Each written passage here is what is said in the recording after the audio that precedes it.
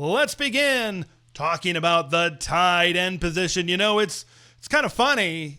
These last handful of years with Terrence Ferguson have been like a top 3 career ever in the history of Oregon Duck football when we're talking about tight ends in the history of this program. But yet, when we talk about the tight end position for this season, we're talking about a guy in Kenyon Sadiq that could take it to an absolutely new level. His athleticism, his versatility. People are saying he could be a first-round NFL draft pick. And then you look at the future. There's a 5-star committed in the 2026 class, Kendre Harrison. I've mentioned him a couple of times. I've talked about the golden age of wide receivers for Oregon football. Man, we might be living in a golden age of Oregon tight ends, certainly right now, where you could see NFL draft pick after NFL draft pick after NFL draft pick. Yeah, there's no doubt that Drew Maringer, he's got some toys to play with. I'm sure he's having a lot of fun coaching these guys up, certainly right now. Let's talk about the aforementioned Terrence Ferguson.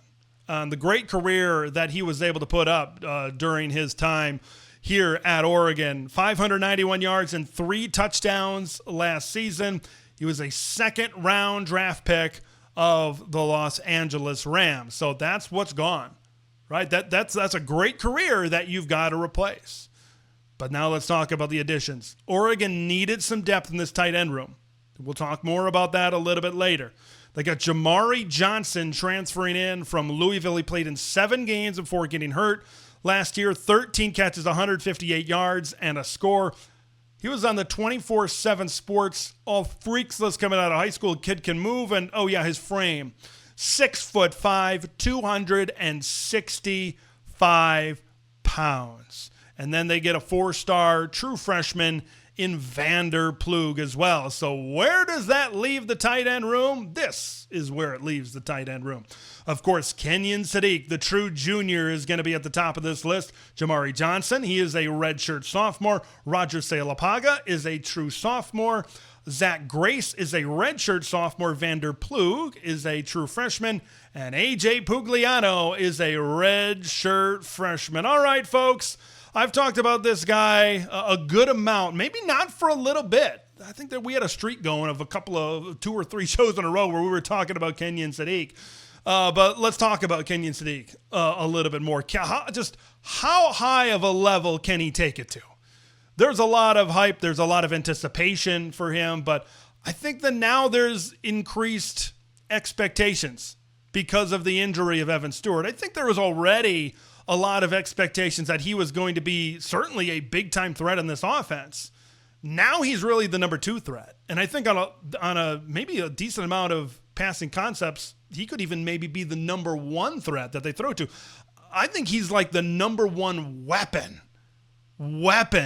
when you really factor in. I know you got a guy out there in DeCorian Moore, but he hasn't played a game of college football yet. We've seen on a college football field, maybe in smaller doses, what Kenyon Sadiq can truly do. I think the thing that I really love about Kenyon is just his versatility and just how much that he can do from the tight end position. Everybody's going to look at the hurdle during the Big Ten championship game. Everybody's going to look at the 2 touchdown catches during the Big Ten championship game, and that's great.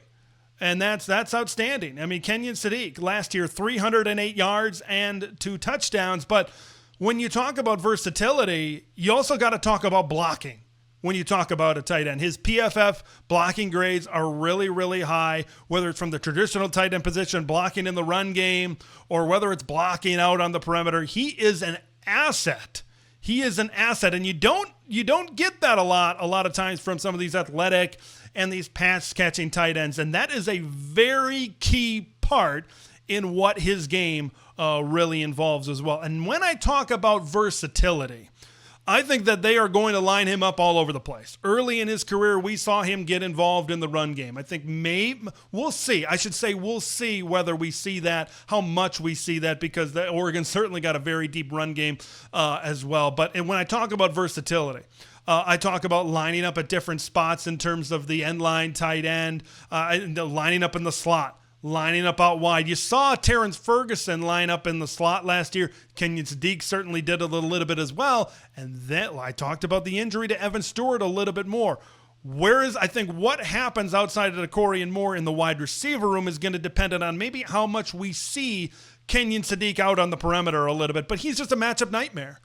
Like if he's matched up against a smaller defensive back, his size can be and his strength can be a big-time advantage. According to some of his coaches, he put on extra pounds of muscle while still maintaining the speed, while still maintaining the agility, and that should absolutely be frightening to opposing defenses. You match him up against a bigger guy or against like a linebacker or a safety or somebody like that, he's got enough explosiveness and speed to be able to outrun him.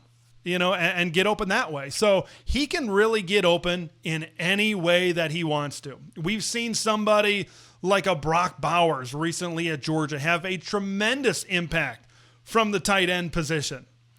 I think Kenyon Sadiq can make that type of impact as well in a more dynamic offense at Oregon. They say the tight end position is the quarterback's best friend. Well, yeah, you best believe that Dante is going to be looking maybe to his best buddy out there, Kenyon Sadiq, a good amount of time as well. Like there's so much that I could talk about Kenyon, and I'm so excited about what he can do.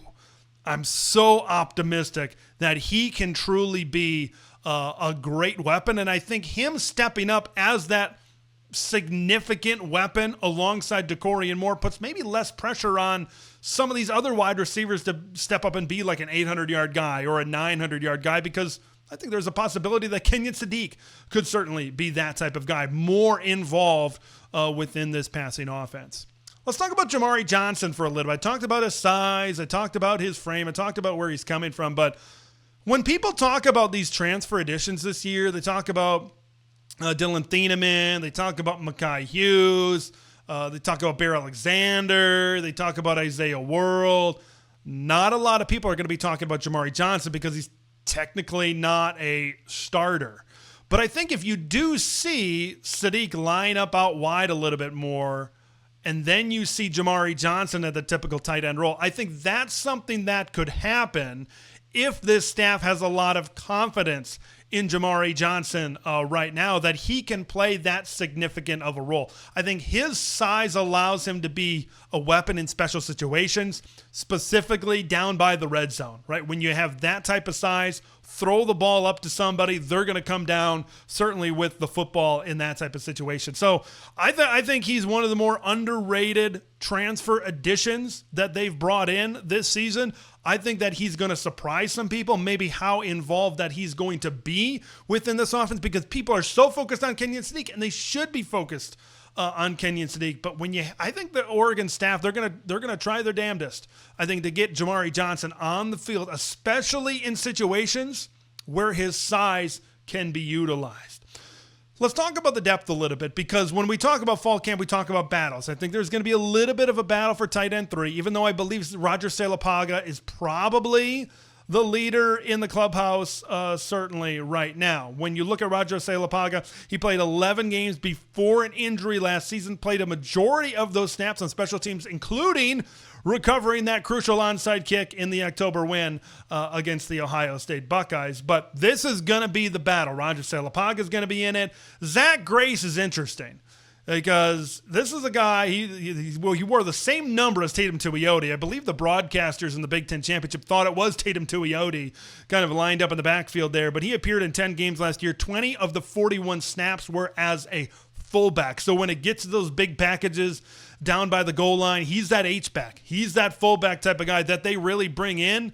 And he was pretty effective, I think, last season. But can he battle with Salapaga a little bit more to provide more depth in this tight end room? I think that's a big question. But then you get beyond that. Vander Ploeg is kind of like a taller, maybe a smaller frame, if you want to put it that way, compared to some of these other guys in this room. Pass-catching type of guy out there. Is he going to be in the battle? I'm not sure. I think it's probably going to be between Zach Grace and Roger Salapaga for who really slides into a tight end 3 depth type of role. But I have a lot of optimism for what Vander can do in the future, certainly at Oregon. And as I said, A.J. Pugliano is certainly in that role as well. But here's the thing when it comes to the whole tight end 3 deal. How good is Roger Salapaga going to be coming off of an injury? And how much can you rely on some of these guys past Sadiq, past Johnson. If one of those guys goes down, I think there's going to be some depth concerns. Okay, that's the way I believe it, unless we see something different within fall camp. But I think once you get beyond, I think there's a lot of exciting things that you can say about those two guys, but once you get beyond those two guys, I think the talent starts to drop off a little bit. But we'll see if these guys can certainly rise up. You know, tight end 3 is not something that you're going to be using a ton within this Oregon offense. But you certainly would like a little bit more depth at that position. But I think each one of these guys, when you go tight end 3, tight end 4, and when you kind of go down the list, I think provides us something a little bit different. So there is some versatility. There is some variety as far as that concerned. But this is a group, especially those top 2, that got to stay healthy the entire year, I think, for this room to possibly succeed at the level that they wanted to this season. Excited, very, very excited about what this tight end room can be this year.